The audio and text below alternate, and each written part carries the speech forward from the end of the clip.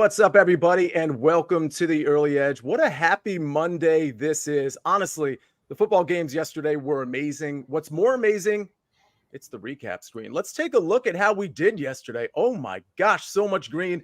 I'm having trouble counting this high, but I believe this is 14-3 yesterday. Really good stuff from the crew. By the way, since the playoffs, we are 107-62. That's 107-62 on the Early Edge since the NFL playoffs started. That's pretty amazing. And by the way, for those of you that follow me on Twitter, that number is even higher, right? Because I've only lost one golf round matchup in 2024. Went 3-0-1 this weekend. You might be asking yourself, well, that's great that you're putting it on Twitter and that you're putting it on the Early Edge at 10 in the morning, but what about the Early Wedge? What about a show dedicated to PGA golf? Well, here we are. What are you doing at 7 o'clock tonight? We have got the Farmers Insurance Open Best Bets tonight at 7 o'clock. Normally this would be Tuesday. Reminder that the Farmers starts on Wednesday. So that's part of the reason we are doing this tonight at 7 o'clock. It'll be me. It'll be Patrick McDonald, who you know and love from the First Cut and all things CBS, and Eric Cohen. None other than EC will be on that show as well. So we've got all kinds of golf picks. It'll be early. It'll be often. We'll give you as many picks as we can on a Monday evening. All right. That's some of the housekeeping. Again, I hope everybody had a great weekend. If you had a great weekend with bets, put in the chat like I had a great Sunday or something to that effect. Let's make sure this Monday stays incredibly positive, both with our bankroll and our mindset. And with that, let's bring in the stars of today's show. We've got a bevy of experts here. We've got Propstarz, we've got Buckets, and from the studio, Maestro, where are you? You're looking great. Your background's better than all of ours. You're showing off at this point. Your picks are great. How's it going, buddy? Well, I'm enjoying some warm weather down in sunny Florida. Great to be here in the studio. Great to be with you guys after a great weekend. I'm sorry that the Bucks couldn't hit that 2-point conversion and keep that whole left side of the recap screen clean. Hey, well, listen, I was happy about that because, of course, I had the Detroit Lions -6. Speaking of football, let's get it started with some football. So we're going to have our official picks. We're going to talk about some of the marquee matchups in the NBA. But, like, I think on everybody's mind is, hey, are there maybe props we can hone in on early? Are there bets that we can hone in on early? If you know Proppy and Maestro, you know probably they've got stuff on SportsLine already on this Monday morning at 10 in the morning. So again, if you're not a SportsLine member, you're not getting the benefit of that. Let's start with the Chiefs-Ravens. Ravens, these odds powered by BetMGM, of course. Ravens -3 here. It's a 44.5 point total. I believe this opened at 3.5. It's now down to 3.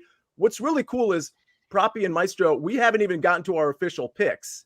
And we've got official picks on this game, which we're going to give out now. But before I get there, can I just ask? I got to ask Buckets. First of all, Buckets, I know you're giving out, because I mentioned my Twitter picks. I know you, correct me if I'm wrong, you've been giving out some picks on Twitter as well, right? Oh, see, I've been doing it for over 2 years now, and I know that I had a rough time on the Early Edge last week, but I did go 3-1 on my picks on Twitter yesterday, so I'm hoping that I can keep that momentum going here into the new week, because we are finally done with most of the Cup games and back to domestic schedules that we love so much here. 3-1. It's not bad. It's not as good as 3-0-1, which is what I did this weekend in my golf matchups. Again, did I mention only one loss through 3 tournaments in round matchups? I don't know if I mentioned that, but in case I didn't, only one loss. All right, let's get back to football. Buckets, love what you're doing on the Early Edge and SportsLine and Twitter. Chiefs at the Ravens. Now, Larry, you already have a play on this game, so let's talk about your play first. Yeah, well, there are a lot of 3.5s in the market, but I did find a -3, and I jumped on it because, you know, even though the Chiefs looked great offensively yesterday, they were averaging almost 10 yards a play into the fourth quarter, finished at 7.7 yards per play, and now it's 3 good weeks of offense for them. But I think all of those come with an asterisk when you look at the Bengals, how bad they are defensively, how beat up the Dolphins were, how beat up the Bills were, and then suffered more injuries in game. And I think it's going to be a totally different story.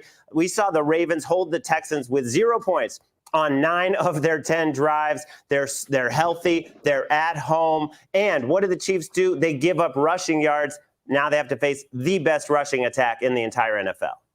All right. That actually makes a lot of sense. Proppy, I want to kick it to you because I know you have a prop in this game that you gave out. And speaking of props and speaking of bets, you were 4-1 this weekend in the NFL, which, by the way, I was as well. Listen, this brand has absolutely been on fire the last couple of days. The one I lost, by the way, was Isaiah Likely. I lost that one by a couple of yards there. Speaking of the Baltimore Ravens, With all of that said, Proppy, not only 4-1 in the NFL, but 6-2, I believe, in the NBA this weekend. You are crushing it as usual.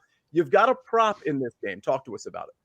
I do indeed, Sia. Yeah, one that I got out so everyone could jump on this early. I want to also mention I have 2 additional NFL props already on the site as well, in addition to 2 NBA props, one of which I'll be giving out later on this show. But if you are a SportsLine subscriber, I would suggest grabbing these numbers early. But yeah, I'm going to play a prop on Rashee Rice. And for the first time this season, and for the first time ever, frankly, Sia, I'm going to fade Rashee Rice. We're going to go under 6.5 receptions for the stud rookie wide receiver. If you've been following me for the duration of the season, even into the offseason, I was banging the drum for Rashee Rice ever since the Chiefs selected him 55th overall out of SMU in the draft. I thought he would emerge as the wide receiver 1 on the Kansas City Chiefs, which he's clearly done. He's been ultra productive down the stretch of the season. Finally became a full-time player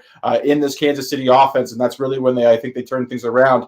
But yeah, 7 receptions is a massive ask for any wide receiver, especially against this Baltimore defense, which I mentioned as we faded Nico Collins last week, is the best pass defense in the NFL. They rank 2nd in EPA allowed per dropback, 2nd in PFF's coverage grade. They are exceptional against first reads as well, which Rashee Rice is primarily in this Kansas City offense. Oh, and by the way, Baltimore is a run funnel as well. Teams opt to run heavily against them while the game is competitive or a neutral game script because of how strong this pass defense is. 6 wide receivers this season have had 7 receptions or more against the Baltimore Ravens. 6 over the course. And that includes the playoffs as well. So that's 18 games played. So that is unbelievably impressive on Baltimore's pass defense. Also, you have to go all the way back to December 10th.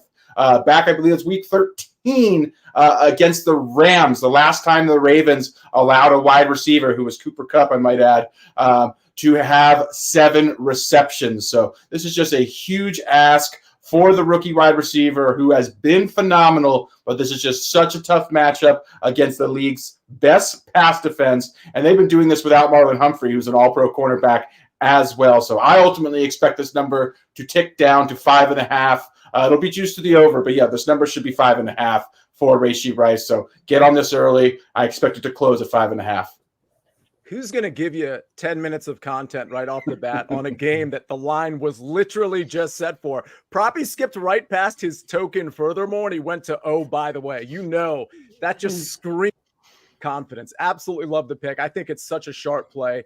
Get it at -130 while you can. By the way, AMAG's in the chat. M Squared is in the chat. We got everybody in the chat here. Let's talk about Lions 49ers. Let's go to that one before we get to some NBA marquee matchups and our official picks, of course.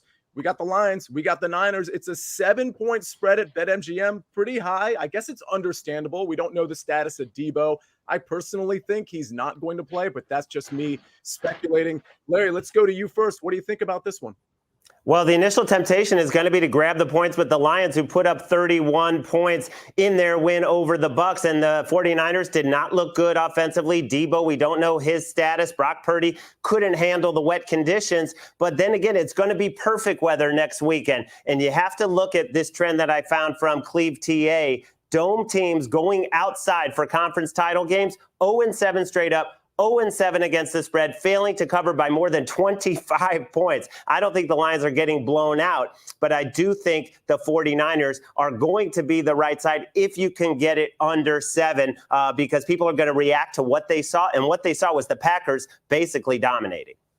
Yeah, the Packers, I mean, let's be honest. The Packers were the better team in that game, and they should have won that game. With that said, you know, you wonder, Proppy, if the 7-point spread, which I think people think is probably a little high, you wonder if built into that is the Jared Goff splits. Is that, you know, the splits that consider a dome team going, first of all, to the West Coast, but in an outdoor environment. With all of that said, I don't really, like, personally, immediately, I don't really have a play one way or the other. I really need to investigate this. Maybe you can help me. What do you like in this one? I'd lean the Lions here for sure. I actually think they're a tough matchup for San Francisco for a bevy of reasons. First and foremost, the Lions run the ball as effectively as any team in the NFL, an excellent 1-2 punch behind one of the better offensive lines in the league. We saw Aaron Jones and Green Bay's offensive line dominate the line of scrimmage, surprisingly. But San Francisco has been a poor run defense all season long. That was not just a one-off performance there. In neutral and competitive game environments, they have not been a good run defense. Because of the fact that they typically lead by significant margins, teams aren't running heavily against them. But again, in competitive game environments, teams have been very effective running against the San Francisco run defense. So I think they got a little bit exposed there. And then as far as San Francisco's offense, potentially no Debo, but I just think this is a tough spot for Brock Purdy, who also may have gotten exposed a little bit as well. I think Detroit's defense, they have a very strong run defense. And we know, obviously, Christian McCaffrey is the engine of San Francisco's offense. I think Detroit is well equipped to potentially slow him down a little bit. So I like the Lions quite a bit. And again, the game may be outside, but Larry mentioned optimal conditions as far as right now is concerned. Obviously, things can change between now and then. But yeah, if the weather is good, then yeah, I think it's a little bit overblown that they're traveling outside of this dome. So yeah, I think the Lions look good here. All right. Yeah, the chat has a lot of opinions on this game as well, which I absolutely love. Buckets, I got to ask you, Lions or 49ers? Because again, both Maestro and Proppy were pretty convincing. I just need like a third party to sway me. This is Lions and 49ers? That's right. I want to make sure I stay. Okay.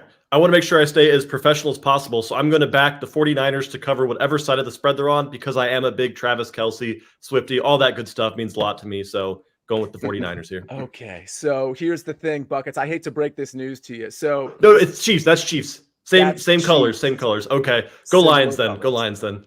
Go Lions. Wow. That was really in depth. I love that. So I guess you're rooting for the Chiefs in the other game. Chiefs Lions. Okay. Yep.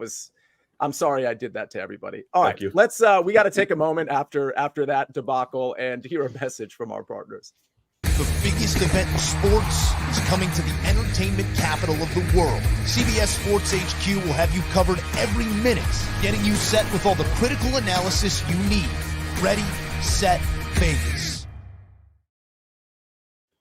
Big Cheesy says the Lions have never beat the Niners in a playoff game ever. Well, I mean, the Lions haven't won a playoff game in like 30 years, or maybe they won one in 30 years. So I don't know that trend is going to be super applicable. Let's go, by the way, Big Cheesy says light the beam with respect to the 49ers. So he's always going to be lighting the beam somewhere on the West Coast. Let's go to the East Coast. Let's go to the NBA real quick before we get into our official picks. I know Buckets is champing at the bit to give his soccer play out, but let's just go through maybe 3 NBA games real quick here. We got the Cavs -1.5 at the Magic. Proppy, I'm going to go to you here.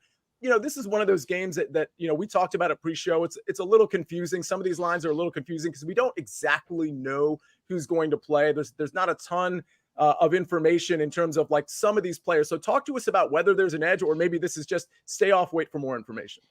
Yeah, no props out for this game yet, but yeah, it's an interesting matchup between two teams very familiar with each other. Both teams playing well, both teams starting to get a little healthier. Franz Wagner has returned to the lineup for the Orlando Magic, as well as a lot of other rotational players. I've just been so impressed with Orlando and Paolo Banchero. I really feel like has taken a stride as a second-year player here after winning the Rookie of the Year award. And then you have Cleveland, who's really played well despite no Darius Garland in the lineup, despite no Evan Mobley. So the spread makes sense to me considering this matchup here. Both teams playing well, both teams really sound defensively. I think it's efficient. If I had a slight lean, it would probably be to the Magic, but yeah, I do feel this line and total makes a lot of sense.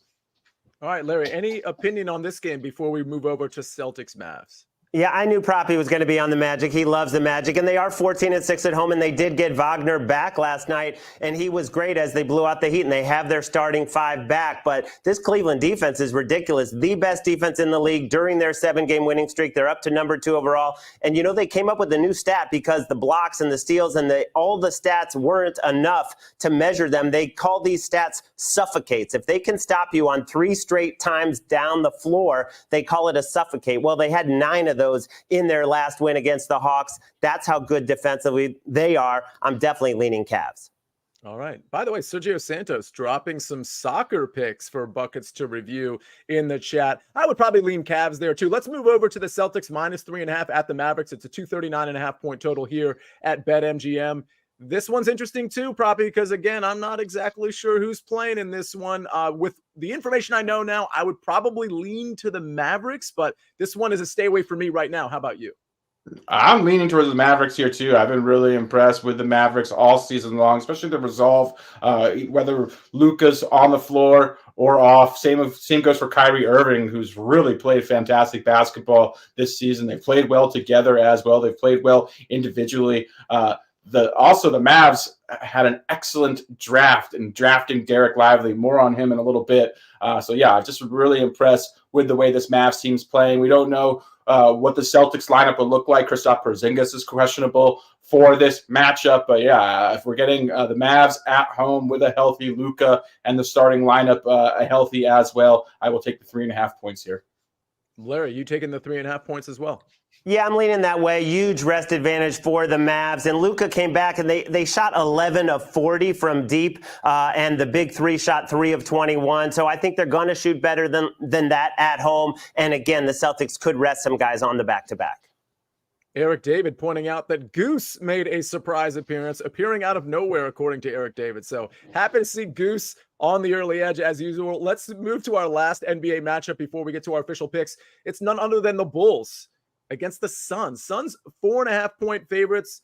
Curious line to me. There must be some injuries or some players not playing on the Suns. Proppy, can you fill me in on this one?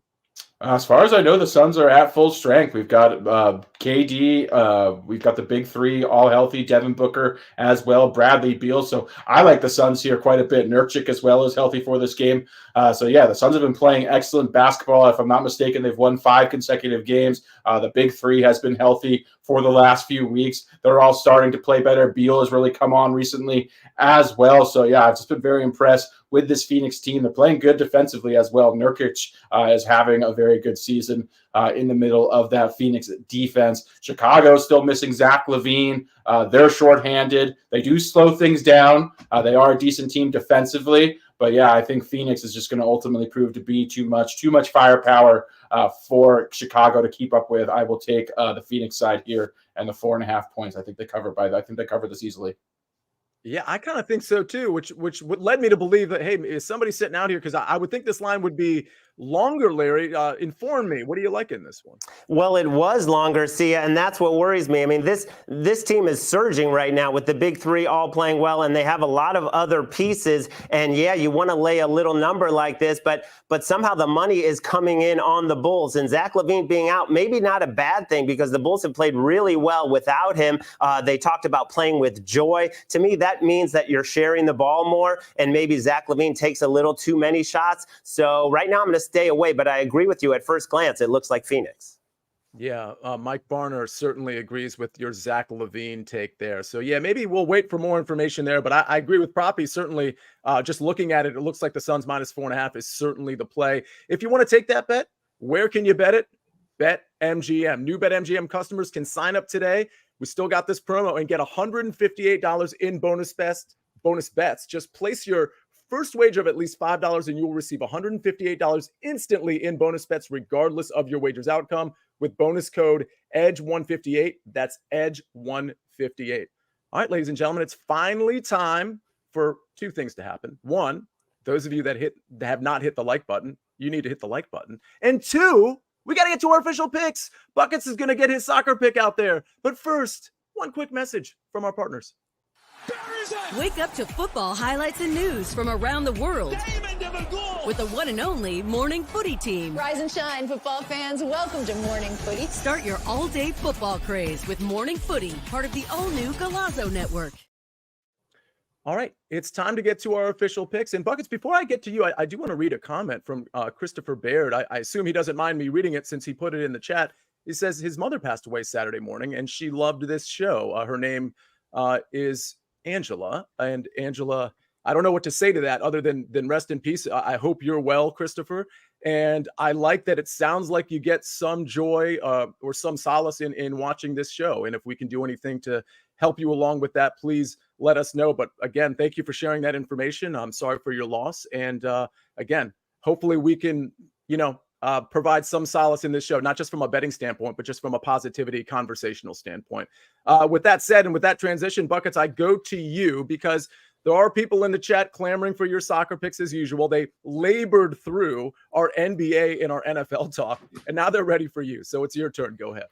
Christopher, I'm so sorry for your loss. May your family and may your friends have as much peace as they can find in this difficult moment. As someone that lost family previously this past year, never an easy spot, so I wish nothing but the best for you and your family. Hard to transition there, but let's see what we can do here. First and foremost, I want to talk about what Sergio Santos said in the chat. He said Brighton versus Wolves, both teams to score, and Hapoel Tel Aviv versus Betar, both teams to score. I do like both of those. I will say on SportsLine, I actually did an article for Brighton on Wolves where I did have both teams to score as part of a same game parlay, so I am expecting goals in that one. But as for my official picks here on the show, I am sorry, guys. We are going back to La Liga this afternoon at 3 p.m. in a big matchup between Granada and Atletico Madrid. And for my La Liga fans, if you saw that mess that was Real Madrid versus Almeria yesterday, there's some tension in La Liga right now. A lot of people are saying some controversial things going on, maybe, pulling some strings to help big clubs like Real Madrid. But that's not the case for Atletico Madrid, who has been just terrible on the road. Atletico Madrid is incredible at home. They are an absolute fortress. They beat Real Madrid twice this season when playing at home. But when they're on the road, this is not a team you want to back to do much. But what you do want to back them to do is hit both teams to score at -130. Granada is a relegation-bound team who is playing for their lives every single week. And especially when they play at home, it feels like they care a bit more. Granada is at both teams to score in 70% of their home matches. And while Atletico Madrid has not hit at a high rate on the road, we got to expect Atletico to get at least one here. If you want to mix it up and take both teams to score and over 2.5 to get plus odds, you can. But just know that if Granada scores first in this matchup, they will park the bus like you've never seen before. And this could end up being a KG 1-1, so be careful. But I love both teams to score here. Both teams to score in Granada Atletico Madrid. All right, those I can pronounce, Bucket. So I appreciate you picking something somewhat easy for me. All right, let's hope my pick is somewhat easy as well. Now, what's interesting about my pick is it's a little duplicative, but not wholly duplicative to what Larry is going to talk to you about. It's not the same pick. I'm going to go with the first. I know, by the way, North Carolina's playing tonight. I know all of you in the chat are like, he's definitely going with North Carolina. I will say from a lean standpoint, I do like North Carolina -8. For those of you that don't know, we've bet on North Carolina a lot this year. First half, whole game. I even tweeted out something 3 weeks ago. Take North Carolina at 40-1. Now that line, by the way, the outright line on North Carolina, I think it's down to like 14-1 at this point. So hopefully you're reading my tweets here, but I'm not going with North Carolina. I lean to the over in that game, and I lean to Carolina, but I'm going with Kansas. And part of the reason I'm going with Kansas is because I want to isolate the first half. Those of you that have been watching this show and following my college basketball picks, a lot of my picks are first half bets with good teams coming off bad losses, usually conference losses, but bad losses nonetheless.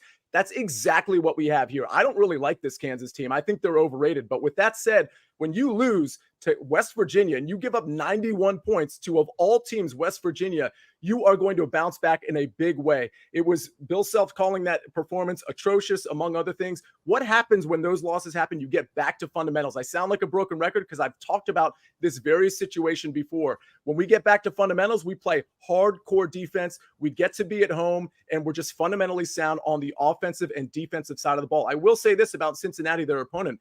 They've been pretty good. They play a lot of close games, and maybe this game will be close down the stretch. I doubt it. I think Kansas will be good for the 40 minutes, but I really want to isolate the bounce back in the first 20 minutes of this game. Give me Kansas first half -4.5. All right, that's my college basketball pick. We'll hear a little bit more from that game in a couple of minutes, but speaking of teases, Proppy, you teased a prop, or at least a player that you were maybe going to have some action on just a few minutes ago. It's your time. Yes, we're talking about the Mavs and Derek Lively. I like him to go over a combined 15.5 points and rebounds. If you don't have access to points and rebounds, I also like his PRA, which is just one tick higher at 16.5. But you get slightly better juice at the PR number. But if you have not watched the Mavs, or specifically Derek Lively, he is a rookie who was drafted 12th overall, 7'1", extremely athletic. Reminds me a little bit of a young Tyson Chandler, maybe Marcus Camby, a little bit of Rudy Gobert as well. If the draft were to happen again right now, I have no doubt in my mind that he would be a top 5 pick. He has been such an exceptional fit for this Mavs roster. He played for Duke last season, where he only averaged 5 points and 5 rebounds. He was the number 1 player in his high school class. But yeah, he has just absolutely excelled since joining the NBA. He's an excellent fit for this Mavs roster as well. He does not require the ball to be effective. He's an excellent rim protector. He hustles. He's exceptional on the offensive glass. He's top 5 in pretty much every offensive rebounding metric as well, which you love to see, which translates to high-end production. So yeah, I absolutely love what I've seen from Derek Lively. And in games where he's played at least 25 minutes, he has eclipsed his total in 12 of his last 13 appearances as well. So it is a tough matchup versus Boston, but I have him projected to play close to or between 28 and 30 minutes tonight. So I think this is a very low attainable number for Derek Lively, again, who has been one of the better rookies, totally unheralded as well. So yeah, give me the rookie, Derek Lively, over 15.5 points and rebounds. First of all, I love the Marcus Camby and Tyson Chandler comp. Those guys, first of all, they were in the league forever, especially Tyson Chandler, and they were always good. Now I got to watch this game. I got to watch Derek Lively. I got to make this bet, first of all. Go ahead. Well, the Tyson Chandler comp is common because he is Derek Lively's mentor, obviously a former Maverick as well, and they've worked out a ton together, spent a lot of time together. But yeah, I would suggest everybody watch Derek Lively. I believe he has all-star potential, 7'1", jumps out of the gym. He's going to be already is a phenomenal player, frankly. Yeah, obviously his mentor. Everybody knew that. Buckets, you knew that. I knew that. Everybody absolutely knew that in the chat as well. By the way, there was somebody in the chat earlier that I think it was Danny that said, hey, we got the early wedge. He must have showed up to the show late, which is totally fine. But we mentioned at the beginning of the show, yeah, the early wedge. Normally it's going to be on Tuesdays, but I think for the next couple of weeks, it's going to be Monday at 7 o'clock. And today's Monday. So at 7 o'clock, we will have the early wedge again. It's me, Patrick McDonald, and of course, EC and Buckets. Buckets, are you on the show too? No, I'm not on the show. I just wanted to let you know, I actually was so excited for the early wedge that I canceled a date tonight so I could make sure to watch it at 7. So no excuses. We got to be there. I'll be in the chat as well. So someone canceled a date on you? Is that what we're We're chatting in different ways, but same result. I'll be watching the early wedge. That's fair enough. That's totally fair enough. All right. By the way, speaking of watching things on this channel here, Mackenzie Brooks, you're in the chat, and she has listen, they're going to talk conference championships on that show at 1 o'clock. We got a lot of people backing that show with Sox Nation, maybe Big Cheesy, talking about how good this Inside the Lines show is. So make sure you tune in at 1 o'clock. You want to get that sort of that early edge, no pun intended, on some of these lines, on some of these breakdowns, which we did at the beginning of the show. By the way, Danny, if you missed that, we gave out some official picks already on these conference championship games. So pay attention to that. Pay attention to the 1 o'clock, and then of course at 7 o'clock, the early wedge. All right. Larry, we move forward to you. Now, I get the feeling that you probably like my first half bet, but you like something else a little bit better. I love your play, Sia. I took the Jayhawks for the full game lead, the 8.5 with Cincinnati. I would go up to 9 if that's what you're seeing on your book. They've lost 3 games. The first time they lost to Marquette, they come back and they handle Tennessee. The next time they lose at UCF, they come back, they handle Oklahoma by double digits. And then West Virginia comes out, makes 9 of their first 11 threes, ends up shooting over 50% from deep, and the Jayhawks lose. Now, some of those were contested. Some of those were bad defense. I just don't think this Cincinnati team, as good as they are defensively, is capable of doing that to the Jayhawks. Like Sia, I think they're going to be locked in. I think they're going to come out and they're going to take care of business, which is usually what they do after a loss. And Cincinnati also not a good free throw shooting team, which could hurt them late in this game, trying to keep it close. So let's lay it with the Jayhawks. Yeah, I think in college basketball, and so far it's proven true, and we'll see if it proves true the rest of the season, but I do think there's like really good situational spots, especially, and I wouldn't say that for the NBA because those are pros and they handle things a little bit differently. The coaching staffs handle things a little bit differently. But when you come off a really bad loss and you're a college program and you've got a coach like Bill Self that's going to get you back to fundamentals, they snap you back into shape real quick, especially when you're at home and you have the home crowd behind you. So really like that play, Larry. Obviously, certainly like my first half play there too. So hopefully both of those hit. Speaking of hitting things, let's take a look at the recap screen.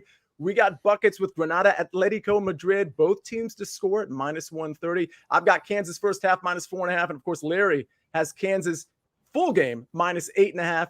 And he's also got an official pick on the Ravens -3 at -120. And Propstarz, he's got Derek Lively tonight over 15.5 points and rebounds at -120. And an NFL pick, Rashee Rice under 6.5 receptions at -130. He already told you he's got 2 more of those NFL picks on SportsLine. And real quick, for those of you that don't already have a subscription to SportsLine, RJ talked about the newsletter. If you are a member of SportsLine, you're going to get that new and improved newsletter, which I think the first edition of goes out today. But again, if you're not a member, all you got to do is go to sportsline.com/join and you get 60% off.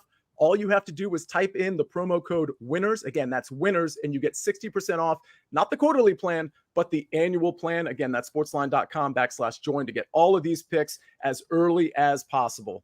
All right, ladies and gentlemen, what a show. We started off a couple minutes late. Sorry about that, but you guys and girls stuck with us, so we really, really appreciate that. Great Monday show, great recap stream. Let's hope we can do it again. We'll see you at 1 o'clock for Inside the Lines. We'll see you at 7 o'clock for the Early Wedge. We'll see you tomorrow at 10 o'clock for the Early Edge. But until then, on behalf of Buckets, on behalf of Jake the Snake on the ones and twos, on behalf of Propstarz, on behalf of the Maestro from the Warm Studio, and on behalf of Angela Baird, I am Sia Nejad, the Counselor of Cash. This is the Early Edge, and we rest our case.